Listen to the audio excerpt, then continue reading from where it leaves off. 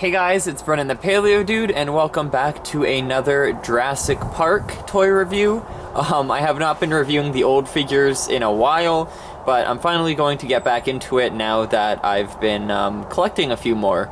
So I'm like one figure away from completing my Mattel lineup up to Dominion, and I've decided to allot some of my money to collecting the old stuff since that's slowed down ever since Mattel has been pumping out toys. So on one of my bigger paychecks, I decided to just splurge a bit. Splurge? Yeah, splurge. And treat myself to some figures that I've wanted for years now. So the Tapejara was of course top of that list, and I was able to find one on eBay. It's a really neat figure. I love the coloration to it. Its paint is a little less detailed compared to some of the dinosaurs in the lineup, or the pterosaur, which comes alongside it, or Pteranodon rather, but nonetheless, it's pretty iconic. The underside of the wings have this kind of lime green, peppered with these squiggles of a darker green, and then the whole body's this like dark greenish blue. I don't know if that's like a really dark turquoise-like vibe, something like that. And it's kind of shiny. The body's a little bit shiny. It's got this beige, creamy yellow on the eye, and then a beige on the crest, and kind of the nasal area here down the beak, and the stomach, and underside of the wings, closer to the base, are this white color. Same with the legs. The head goes forward when you push on the neck, and it kind of does a little pecking action, and it lets out like a typical Pteranodon scream. It's reused from the JP3 Pteranodon, so they make the same noise. But the crazy thing is, Tapejara, this isn't really what the skull looks like of Tapejara. Like, the whole skull itself raises up, so it's less of a point and more of like an ovular shape.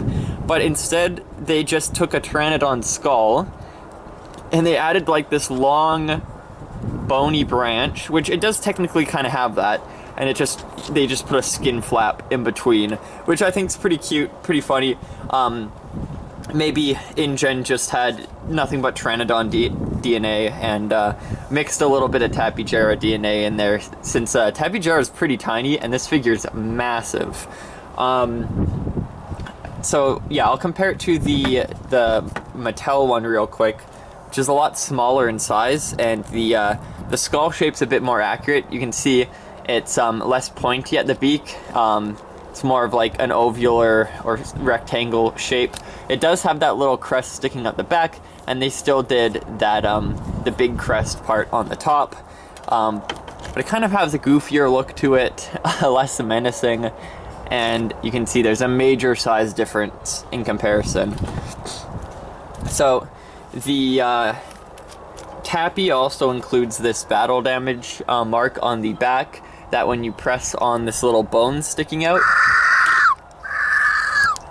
you get this like painful cry. And I'm pretty sure it comes out of the holes on the chest.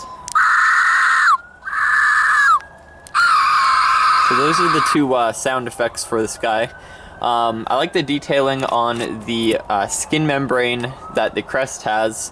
They've got a lot of these like veiny kind of details on it, and the wings also have a decent amount of patterning when it comes to like the skin detail. It kind of reminds me of like elephant skin, and the wings also have like these cuts in the skin, which bring it more to life, show it's like an animal that, you know, had a life, right?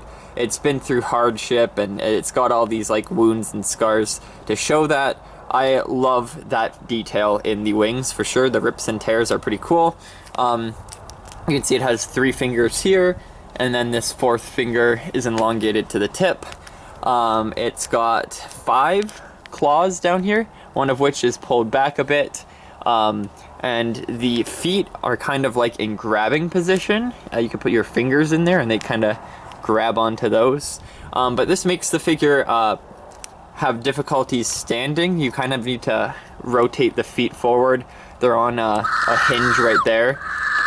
They don't go straight. You can see when you pull them back, they're in this like backwards position when in flight, and then more of a sumo wrestler stance when pulled forward, and it can kind of stand like that. The wings are resting on the plants in the back, so it's like doing a little balancing act. There's a little bit of warpage with the crest. You can see it leans a little bit to the side. But overall, this figure is spectacular. Kind of a shock they added it to the toy line, seeing as I'm pretty sure all of the dinosaurs in the toy line showed up in the movie. This one being the, I think, only exception. I could be wrong. I'm trying to remember all the figures. I'm pretty sure they all appeared in Jurassic Park 3, except for Tapejara. So it's a neat choice to add. It definitely gives a bit of flavor.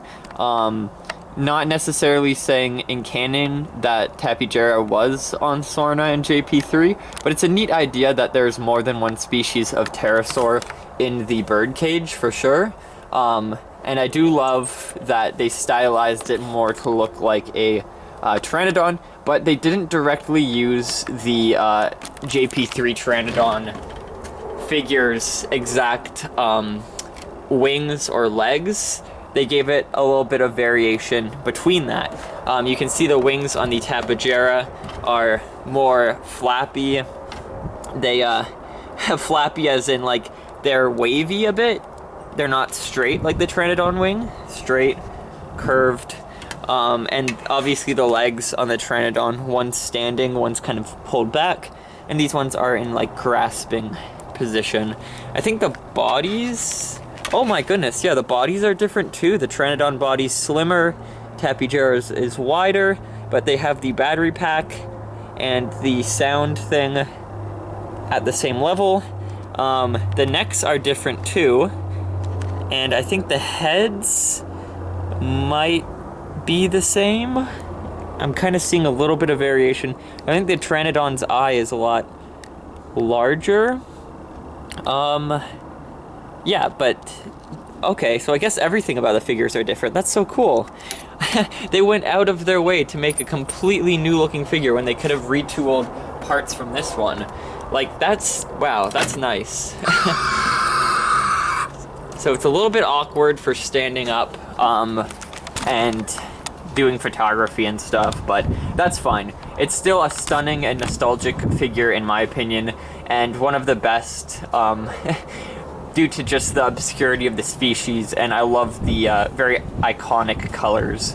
Because I've been seeing this figure a lot over the internet and whatnot, but it's not too obscure, it's not too hard to find, but I'm kind of shocked I haven't purchased it sooner. So I'm just happy to finally have it in my collection. So I think that's pretty much it for this review. I'm going to do one on the Pteranodon as well and a few other figures that I got. So stay tuned for those. And if you made it to the end and you're not subscribed, make sure to do that, as I usually post content regularly.